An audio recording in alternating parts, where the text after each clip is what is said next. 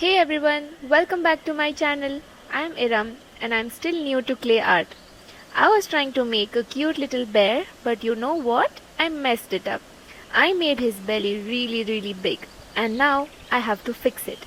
Instead of starting all over again, I decided to give him fun little makeover. Come, let's get started. I'm making him a paintbrush and palette to hold, and he'll be all ready to create some magic. Here I am making a rough sketch of the paintbrush and palette.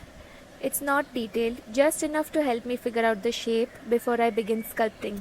I sprinkle some powder on my surface so the clay handles better. Honestly, any smooth powder works. Even corn flour does the job just fine.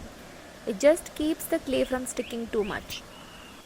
I am shaping the palette freehand, but you can also use a mold or draw it on a paper, cut it out and use it as a guide on the clay. You see how the clay is sticking to the surface? It happens a lot. These charms are not easy to make at all. Honestly, I'm so proud of all the clay artists out there. It's only when I start working with it myself that I realize how much patience and practice this process really takes. I kept refining the palette until I was happy with the shape.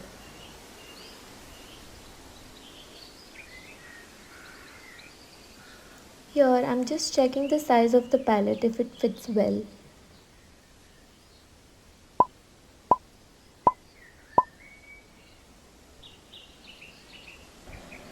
I am mixing some clay with Fevicol to get that soft liquid clay consistency. This mixture is perfect for making the little watercolor blobs on the paint palette. It gives them a smooth, slightly raised look, just like real paint. I have made the paintbrush and added a brush-like texture using my art knife. You can either sculpt with plain white clay and paint it later, or mix in your desired color before sculpting. I actually do both, depending on what I'm making.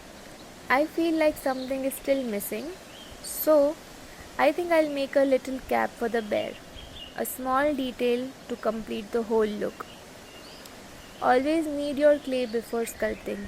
This black clay I'm using for the bear's cap was actually made back in December, and as you can see, it's still perfectly fine. But not all batches go smoothly. The first time I made homemade cold porcelain clay, it turned out great. But the second batch started developing fungus within just a few days.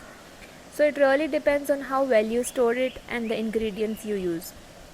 Now it's time to bring in some color. I'm going to use chalk pastels for this part. They are really easy to use on clay, and I love how smoothly they blend in. This set is one of my favorites. It adds such a nice touch and makes the whole piece feel more complete. I'm using E6000 glue here. It's my go-to when I need to stick something after the clay has fully dried. And let's glaze it now. I am using UV resin, so I've got my mask on. Safety comes first. I should have worn gloves as well, but I forgot, and it's very harmful, so please don't make the mistake I made. Resin might look harmless, but those fumes are not something you want to breathe in. Now, just look at the shine as it goes on. It gives the charm such a smooth, glassy finish and brings out all the little details so beautifully. Honestly, it's such a difficult task to do, but I wouldn't leave my charms unglazed. It's totally worth the effort. And that's it for today's video. I hope you enjoyed watching Artie Bear come to life. If you are also on a creative journey like me, don't forget to like, comment and subscribe. It really means a lot. Thanks for being here, and I'll see you in the next one.